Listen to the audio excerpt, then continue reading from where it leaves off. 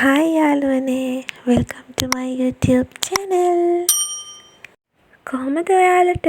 ඔන්න ඉතින් යාළුවනේ අදත් අරන් ආව වෙනස්ම විදිහේ කතාවක්. ඉතින් මගේ අලුත් යාළුවෝ ටික මගේ channel එක subscribe කරලාම කතාව කියවන්න එකතු වෙන්න. එහෙනම් වැඩි කතා නැතුව අපි යමු කතාව පැත්තට. අම්මා අද කැම්පස් එකේ පොඩි ක්ලාස් එකක් දාලා. ඒකට යන්න ඕනි මම. සේදිරිස් එක්ක යන්න පුතේ.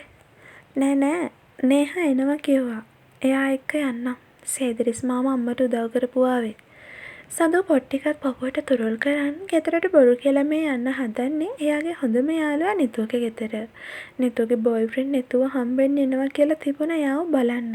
ඉතින් නිතුගේ හොඳම යාළුවා සඳු නිසා නිතු කතා කරේ ඒ ගමනට එයාටත් එකතු වෙන්න කියලා. කෙල්ලට පාරට වෙලා ඉන්නේ බස් එකක් එනකන්.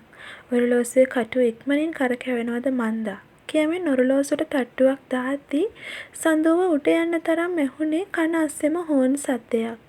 පිස්සුදෝයි කියමින් අත දික් කරද්දී සඳුව ඉස්සරහට එන්නේ එයා හොඳට දන්න කියන කෙනෙක්. තරිඳු ඔයා ඔව් මම අඳුරගන්න බැරි වුණාද? ඒත් ඔයා හිරෙන් නිදහස් වුණේ කවද්ද? ගිය සතියේ. ඔයා ගොඩක් වෙනස් වෙලා තරිඳු. ඔයාට යාළුවා ගොඩක් වද දුන්නද? කෝ ඔයාගේ රශ්මි දැන්? මොන රශ්මිද? එහෙම එකක් මගේ ජීවිතේ නෑ. මට ඉන්නේ තමුසේ විතරයි. පිස්සුද තරිඳු? අපි බ්‍රේක් අප් වෙලා දැන් අවුරුදු 3කටත් වඩා වැඩි. අනික මම ඔයාව මගේ හිතෙන් අයින් කරලා ඉවරයි. නෝනහා මෙච්චර ඉක්මනින් මාව අමතක කරාද? ඉතින් ඔයා රශ්මිව මැරි කරා නේද? ඇයි මට මගේ පාඩුවේ ඉන්න දෙන්නේ නැත්තේ? අනික මම දැනන් හිටියේ නෑ. අවුරුදු 2ක් යනකම්. ඒ ඔයා කියලා. ෆෝන් එකෙන් විතරක් කතා කරපු අපි දෙන්න මම හිතාගෙන ඉඳපු කෙනා නෙමෙයි කියලා දැනගත්තම මට තවත් එපා වුණා අයියේ. අපි දෙන්නගේ සම්බන්ධය ඊතරම් කාලයක් තිබුණේ නෑනේ අයියේ. අඩුම මාස 2ක්වත් තියෙන්නේ නැති. මට ඔක්කොම සඳරේනු කිව්වා. ඒ කිව්වයින් පස්සේ මගේ හිතේ ඔයා ගැන ඇති වුණේම වෛරයක් විතරයි අයියේ.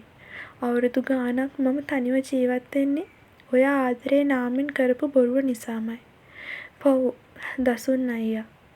එයා කොහේනම් ඇද්ද? ඔයා ඔයාගේ යාළුවට පවා බොරුවක් නේද කරේ අයියේ? හැමදාම මම රැවටුණා. පව් අනේ දසුන් අයියා. දැන් නුඹට දසුන්නද ඕනි? ඔව්. මට ඕනි කියන්නේ නෑ. හැබැයි මම ආදරය කරේ දසුන් අයියට. ඔයා බොරු කරලා ඔයා එයා වගේ රඟපාලා හැම නිතරම අපි දෙන්නව දුරස් කරේ ඔයා. ඒත් මේ හිතේ ආදරේ තිබුණේ දසුන් අයියා වෙනුවෙන් විතරයි තරිඳු. අනේ තරිඳු මට මගේ පාඩුවේ ඉන්න දෙනවද ප්ලීස්? මට කරදර කරන්න එපා. දැන්ද නෝනහාමුට මාව කරදරයක් උනේ? උඹ හිතාගනි මේ තරිඳු මොන වගේ මිනිහෙක්ද කියලා. ආරංචි වලව්වට ලොකු වාහන වලින් මහත්තුරු වෙනවා කියලා. උන්ටත් මම කියලා දෙන්නම්කෝ උඹේ පැටිකිරිය. තරිඳු ඔයාට දැන් මොකද්ද මම එක්ක තියෙන ප්‍රශ්නේ? මම ඔයාගෙන් අයින් උනේ ඔයාට වෙන ගෑනු ළමයෙක් ඉන්න නිසා. බොරුවට හිතේ බලාපොරොත්තු තියන් ඉඳලා විඳවන්න එපා තරිඳු. කියන දේ අහන්න. මොන කෙල්ලෙක්ද බං? උඹට පිස්සුද? මම හැමදේම දන්නවා අයියේ. මට යන්න ඕනි. ප්ලීස් මගේ අත අරින්න. කවුරු හරි දැක්කොත් අපි දෙන්නටම මේක ප්‍රශ්නයක්. ප්‍රාර්ථනා උඹ හිතාගනින් උඹට වෙන්න තියෙන නරකම දේ ඉස්සරහට වෙයි කියලා. ඇස් දෙකත් රතු කරගෙන කෙල්ල අත කරකවන්නේ තද කරලා අල්ලන් ඉන්න තරිඳුගේ අතින් ගැලවෙන්න. මොකද හදිසිය? මට ආරංචි අර සුදු පාට කැබ් එකේ ඉන්නේ මිනිහව තමුසේ බඳින්න හදන්නේ කියලා. ඒව පුතේ මේ කපේට සිද්ධ වෙන්නේ නෑ කියලා හිතාගන්න. මොකද්ද තරිඳු? ඔයාට මේ වෙලා තියෙන්නේ? අපේ සම්බන්ධය දැන් අතර කළා දැන් කොච්චර කල්ද? ඒත් ඔයාට දැන්ද මාව මතක් වුනේ. ඉස්සර වෙලා මිනිස්සෙක් වෙන්න තරිඳු. එතකොට මම බලන්නම් ඔයා ගැන. මටත් ගෙදරට අඳුන්වලා දෙන්න පුළුවන් මිනිස්සෙක් වෙන්න. අනික එහෙමත් දැන් ඕනේ නෑ. මාව බඳින්න කෙනෙක් ඉන්නවා තමයි. ඔයාට තියෙන ලස්සන ගෑනු ළමේ. එයා එක සතුටින් ඉන්න බැරි ඇයි? මට කරදර කරන්නේ. දැන් උඹ ඒකෙන් දෙන්නේ. බලපන් මං උඹට කරන දේ. කෙල්ල අතෑරුණු ගමන් දූවල ගිහින් නැග්ගේ ත්‍රීවීල් එකකට. පොත් මිටියත් පපුවට තුරුළු කරන යන සඳු පිටිපස්සේ වීදුරුවෙන් පාර දිහා බල ගියේ තරිඳු දිහා. සඳු ප්‍රාර්ථනා මදනායක. මදනායක පවුලට ඉන්න එකම මැණික. ඉස්කෝලේ කාලේ යාළුණු කොල්ලා තරිඳු. එයාලා නම් ටිකක් විතර සාමාන්‍ය ජීවිතයක් ගත කරන මිනිස්සු. සඳු තරිඳුට ආදරය කරේ ඇත්තටම රැවටිලා. ඒත් සඳුල කියන්නේ ඊට හාත්පසින්ම වෙනස්. පරම්පරා ගානක උරුකකම් කියන මදනායක වලව්වේ උරුමකාරයා තමා සඳු. තරිඳුට සඳුට ආදරය කරේම වලව්වට තියෙන තණ්හාවට. ඉස්කෝලේ කාලෙම සඳු තරිඳුට රැවටුනේ සඳුගේ හිතේ ඉඳපු දසුන් කියලා රැවටිලා. සුදුහාමි මොකද මේ? අද වෙලා ගිහින් සේදිරිස් මාමේ අද බස් එක කැඩිලා. මම මේ වීල් එකකින් ආවේ. අපේ අප්පෝ සුදුහාමි ලොකු නෝන හාමු දැනගත්තොත් මට විසුමක් වෙන්නේ.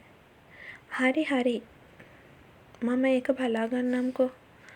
සුදුදුව අද වෙලා ගියා දෙන්න. නෑ අම්මා අදත් වෙලාවට ආවා. බස් එක මිස් වුණා. අනිත් එකේ ආවා. මේ ළමයෝ අර දරුවා හෙට එනවලු ඔයාව බලන්න. අම්මා දැන්ම මට ඔය ජීවිතේට හුරු වෙන්න බෑ අම්මා. මට තව ඉගෙන ගන්න ඕනේ. සඳු ඔයා දන්නවනේ තාත්තා ගොඩක් ලෙඩින් ඉන්නේ. මේව හොයලා බලන්න කරන්න කෙනෙක් ඉන්න ඕනේ. අනේ අම්මා. අනේ නෙමෙයි. හෙට කසාද වදින්න කිව්ව නෙමෙයි දරුවෝ. හෙට වැඩපොළ දාගන්න නැතුව ඉන්න. ටික වේලාවකට පස්සෙ ගේ ඉස්සරහා ලොකු සද්දයක්.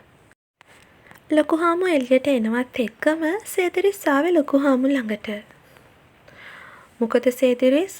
හාමු කවුද මහත්තයෙක් ඇවිත් අපේ බේබි වහනවා. බේබිව? ඔව් හාමු තරිඳු කියලා කෙනෙක්. තරිඳු?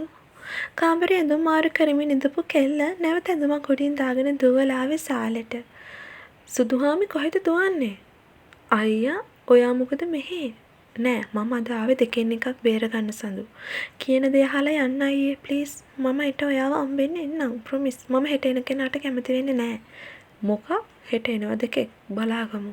අනේ වඳින්නම්. එයාට කරදරයක් කරන්න එපා. ඔක්කොම ඉවරනේ. ප්ලීස් දැන් හොඳ ළමයා වගේ මෙතනින් යන්න. මේ පොතත් අරන් යන්න. මට මොකටද පොත්? කිව්වම අහන්න. අම්මා එනවා.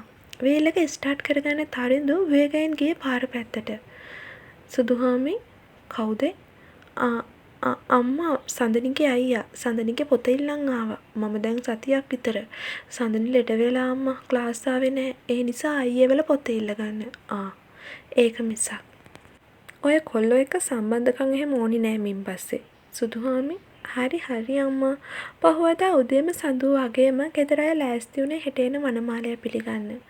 අම්මා මේ මම කැමති වෙන්න ඕනි කියලා දෙයක් නෑනේ. ඔන්න මට හිත ගියොත් විතරයි මං කැමති වෙන්නේ. ඒ දරුවා හරිම සිරියාවන්ත පාටයි. අකමැති වෙන දෙයක් නෑ කෙල්ලේ. අපේ තියෙන වත්කම් උනත් වැඩි වෙනවා. එයාලෙක් එකතු වුණා කියන්නේ. අනේ මන්ද අම්මා. කියලා ලෑස්ති වුණේ එන මනමාලයව බලන්න.